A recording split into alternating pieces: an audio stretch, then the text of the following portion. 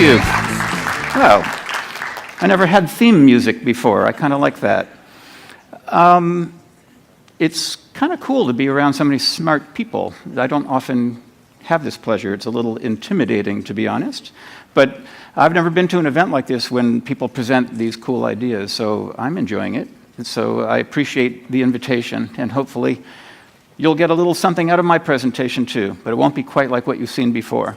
So the thing about Steve Jobs and simplicity and Apple and simplicity to this day is that simplicity isn't this thing that you have. It's a lens through which you look at everything. Actually, there's a great story back from the days of Next that it sort of formed a behavior in me that I went out into the world with for like the next 30 years. I had prepared, it was one of the first jobs I did with them on Next, and we were supposed to do like some newspaper ads for the Next computer.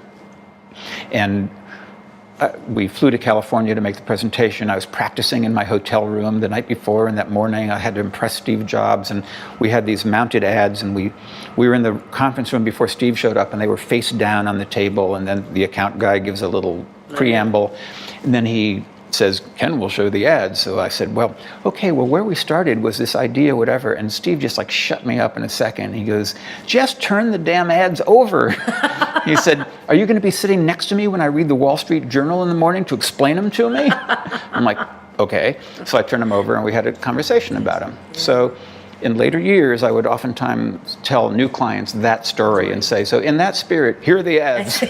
The big reveal is going to happen. So, you know, he didn't want people to try to make him think something. No. Just show me what you got and I'll tell you whether I like it or not. That, you know, a lot of people ask me, well, what is our company going to do to make things simpler? How can we do it? We're already big and we're bloated.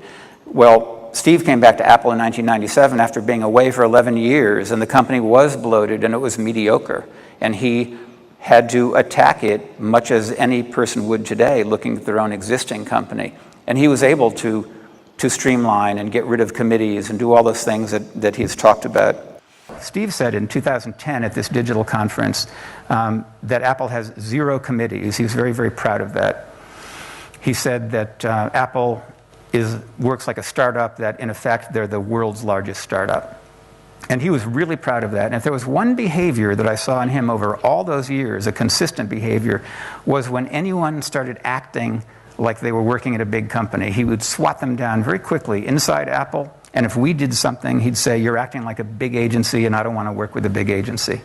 This is the essence of simplicity. And I love this image because it really does capture everything that Apple is about. And it's not just their products, honestly. It's what you see in that picture is really what guides Apple in all their operations. It's where ideas begin. It's the elimination of committees. It's the streamlined nature of getting from point A to point B. Really, this was in Steve Jobs' head, and he applied it to pretty much every decision he made. You probably heard a little of this. I'm going to do this quickly because you already know me, basically. But I worked with Apple for 4.5 years when Steve came back in 1997. But I also worked with him for 8 years on Next. So I got to know the Steve Jobs who wasn't all that successful, but he was the same guy. He was very focused, very intense, tried to change the world, and created a technology that would become useful later for Apple, but not in the days of Next, unfortunately. But then I also worked with these other guys, and Intel and Dell in particular made me realize how complexity could really screw things up. Compared to Apple, we worked probably 3 times as hard on those more complicated companies, and we spent more money, and what we produced in the end wasn't as good. So that inspired me to write a book, actually, called Insanely Simple. But it's funny, Michael Dell is actually one of your biggest fans of your book, I heard. Well, I wouldn't say biggest fan, but he liked it. He did express, and I was surprised because Exactly. I wasn't all that nice to him in the book, but he liked it, and his marketing people have responded well to it. So before we get started, I have a little warm-up exercise for you. This is an audience participation moment. And I'm going to ask you a question. This is an interactive quiz, and the winner will get a fabulous gift. Cue the gift man. Let's see. And the fabulous gift is my book.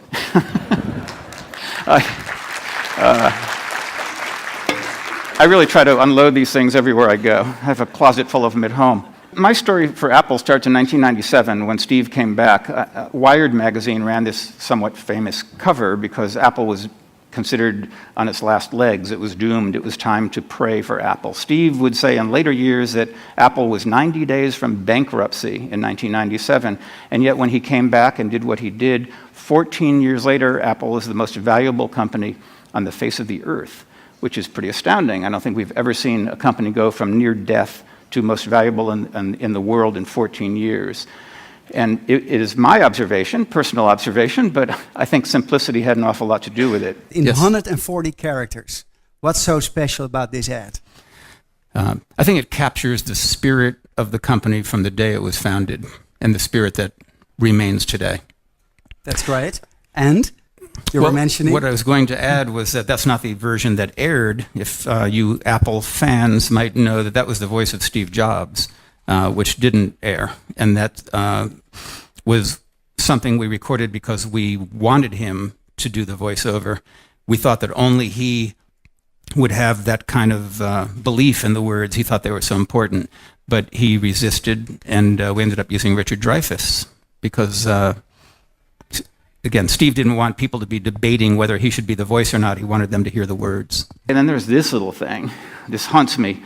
I am responsible for the I, and I always have to say that in a certain way because it's a little humbling and a bit embarrassing as well because keep in mind that I am a writer and I have written longer things than this. That's what we had to deal with. It was a computer that didn't look like anything that came before. Keep in mind that back in those days, it hurts to keep saying back in those days. It becomes more and more distant every year, but no computers looked like that. They were boxy and beige and boring.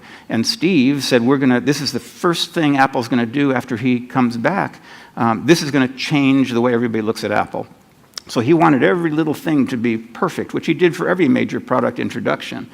In this case, he wanted a name for it, and he had a name in mind. He called us in and said, if you can beat it, fine, but I happen to really like this name. So the name that Steve Jobs wanted to call the iMac was Macman. So funny you should laugh, because we kind of wanted to laugh when he said that, but we had a little bit of respect. So the only thing that would sway him is if we came back with better names. So we came back in a week, showed him a bunch of names which he hated, showed him iMac, which he also hated. So we had to come back in a week, show him more. He hated all those names. He was tough. And then that week, I showed him iMac again, and he said, I don't hate it this week, but I still don't like it. So now you got 2 days left. And it wasn't until a couple of days later when I was talking to somebody inside Apple, there was no grand moment. I just found out that Steve he had a model, the name put on a model, and he was showing it around, and suddenly it was just iMac. There was no great phone call or moment of victory. But I'm glad we persevered. The moral of this story is never give up, because we kept showing it to him until he liked it. And had we not done that, you might very well be sitting there today with your phone mans and your pod mans. And wouldn't you look silly? People don't need that amount of choice. I'm all in favor of choice. I think everyone likes choice, but you don't need 42 or 49 models. That's like a bit ridiculous. It becomes confusing. The big question is, does anyone ever go away from Apple feeling like they had a lack of choice? I would say they felt a lack of confusion. So the reason why simplicity is a good thing is that it makes people love the product. This was a very big deal for Steve. He would say that our job was to get people to love Apple. He wanted to build this emotional connection with people and their electronics, their computer, their devices. And he said that there were 3 reasons why this love thing was good. One is that if people love you, they'll keep coming back and buying stuff. That's pretty obvious. But 2, they will evangelize to their friends and their family and their colleagues. And then 3, they'll stick with you when the inevitable and unexpected bad thing happens, because bad things do happen. Steve knew they would happen. You can't plan for them. But if people love your company and love your products, they'll stick with you. They'll forgive you. few people have the opportunity to work with someone like Steve, and just to watch the way he did business meeting after meeting, and to sort of navigate the waters, because you never knew when he was going to explode. And it's just it was a challenge, and it was fulfilling, and all the things that a lot of normal advertising jobs are not.